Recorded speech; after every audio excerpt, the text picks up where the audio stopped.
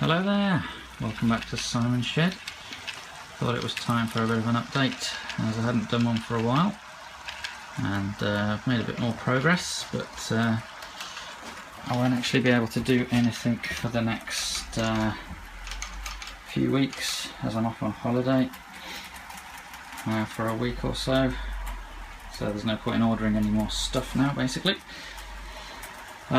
So it should be a fairly quick update. Just going to show you what I have been doing, which is nothing new, but sort of more of the same stuff that was in the last video, and show you a few other bits and bobs. First thing to say is, it may not look like it, but I have had a bit of a tidy up, and the inch of sawdust's pretty much gone off the floor, which is good.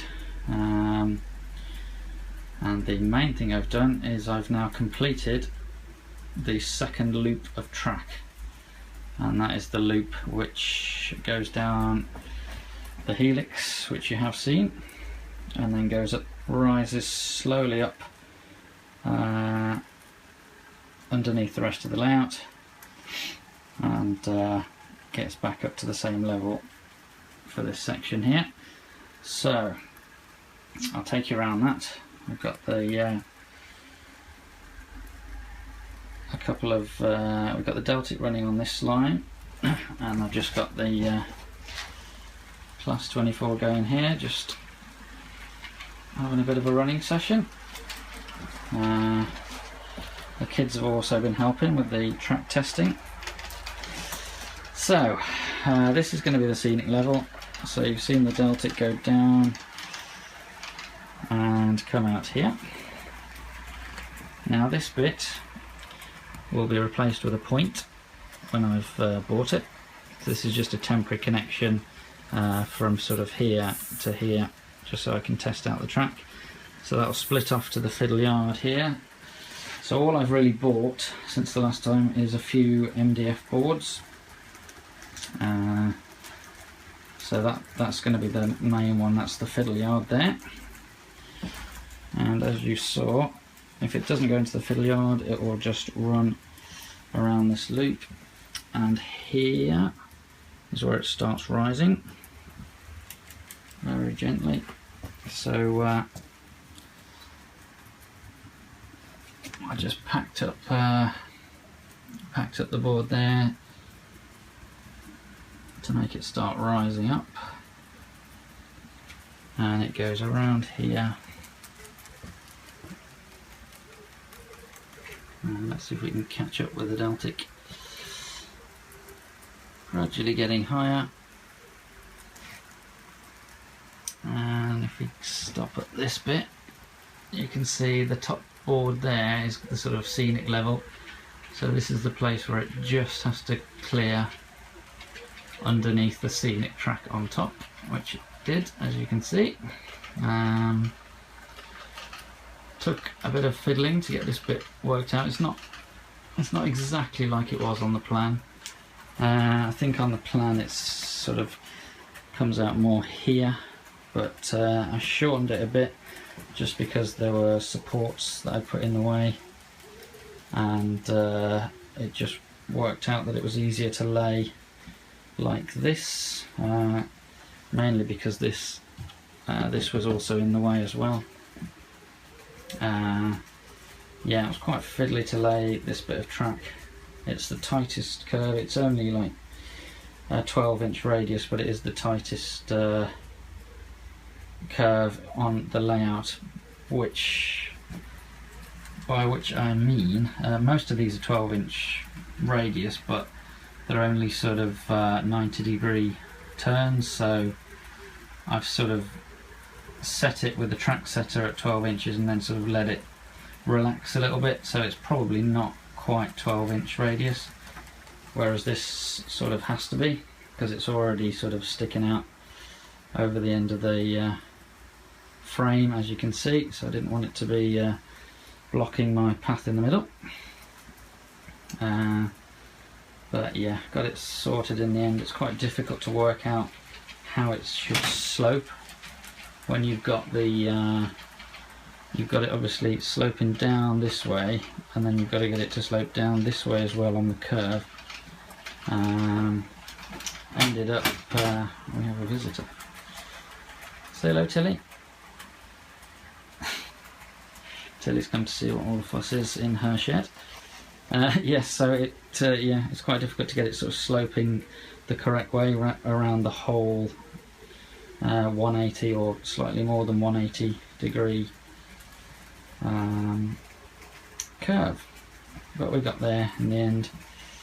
And at this bit, rather than building a whole sort of support frame underneath, all I've done is just use one solid piece of wood all the way down, and that was a nice height to support it there. And I've just propped it up a bit here, so it's actually screwed into there, so it's all rock solid.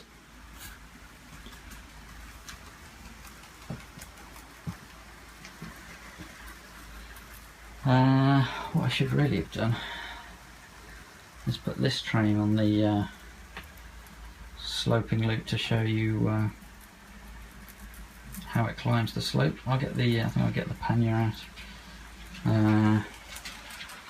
As you can see, I've been doing lots of track testing with various locos, so let's get that swapped over. Alright, I'll show you the this is the managed to find the planning permission documents for the new sort of diesel engine shed on the Severn Valley Railway, which is maybe quite useful when I'm modelling that bit. You can see the turntable and the main engine shed. Anyway, that wasn't what I was going to show you. So this will be the scenic bit, and that'll be the line towards Worcester sort of direction where the Deltic is going. I've got the iPad fired up with the old pannier on. Let's get that going. Still haven't done a review of the Z21, have I? I must get around to it at some point. But I've been busy track laying, so let's get that going a bit faster. So it would come off the scenic bit underneath. It's going to be quite tricky to manage the sort of scenic board on here so that it doesn't hit the train as it goes down, but I can sort that out when we come to putting some scenery on. So down it goes. This bit's flat, and then, as I say, it could veer off into the sidings, which will fan off there, which will be the fiddle yard. But basically it's got absolutely no problem,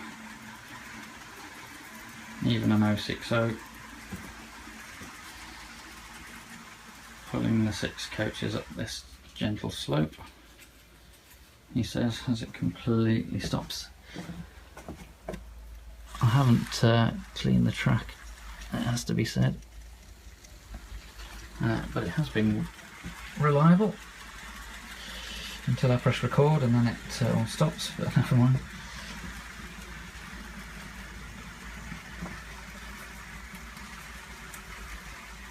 So yeah, it's roughly 1 in 100. It has ended up that it's sort of flattened out in certain bits and been a tiny bit steeper in other bits, but I think as long as the whole train isn't on a steeper bit, then it's fine. If there's little undulations, more dirty track, then it seems to cope quite well.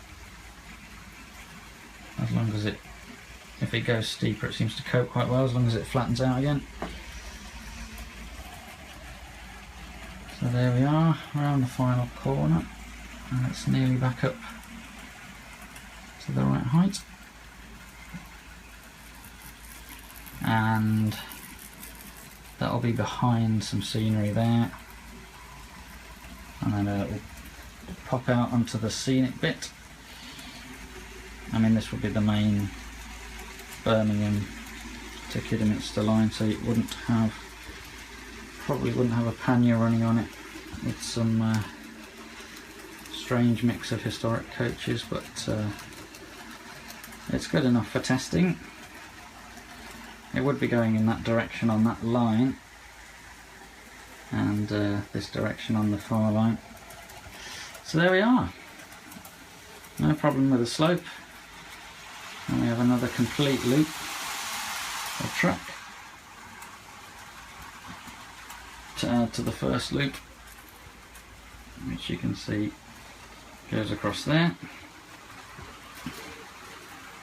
So what else have I got to show you? May as well just quickly show you this. I've resubscribed to the Batman Collectors Club for N-Gauge, obviously, in my case. And they've sent through this year's wagon, and you also get this funky little pin badge. And that's just the card and the receipt. But the main thing is, I'll just give you a quick look at the wagon. 14-ton tank wagon, exclusive.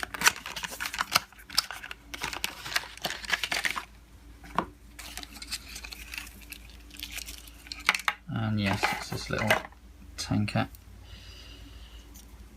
with the usual sort of fixed couplings, rapidos that they do on the wagons, i.e. they're not NEM, but it is a rather nice little wagon with this metal detail here, Dorman long.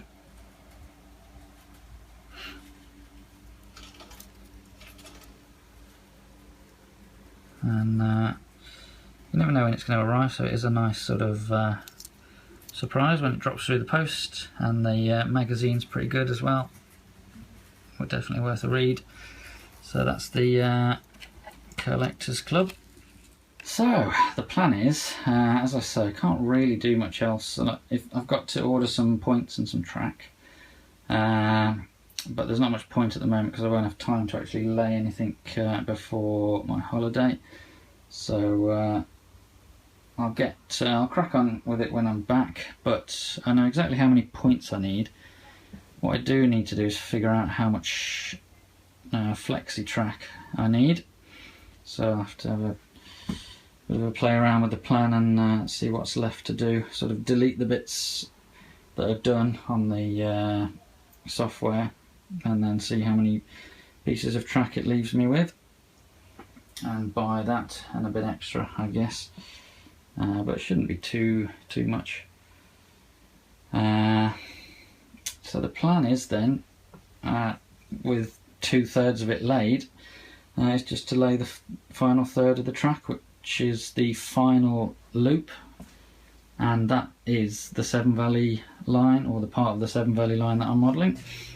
So that'll start around about here, obviously at the same level as this, and this will be Kidderminster Severn Valley Station here, sort of joining on. There'll be a point joining it onto the main line there.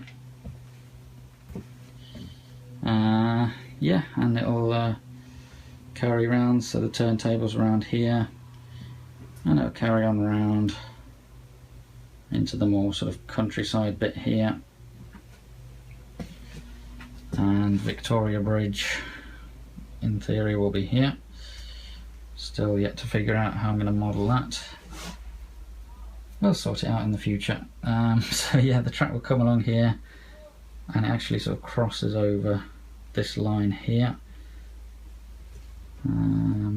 obviously above it, so it'll be at the same level as that far track there. And yeah, we'll carry on to Arley Station here, and there'll be a hidden bit that goes across the bridge to loop it back round, and that'll come off there really and go this way. a sort of hidden siding to make it into a loop, because it's not really a loop in real life. So yeah, fair bit of track still to lay, but it's all on this top level, so that should be a bit easier. It's not going to be diving underneath frames and messing about as much as, for example, this bit was. But for now, I'm really happy that I've got 2 loops working. Everything seems quite reliable so far, barring the dirty track. Needs a bit of a clean. But yeah, for now, that's goodbye from me and Tilly.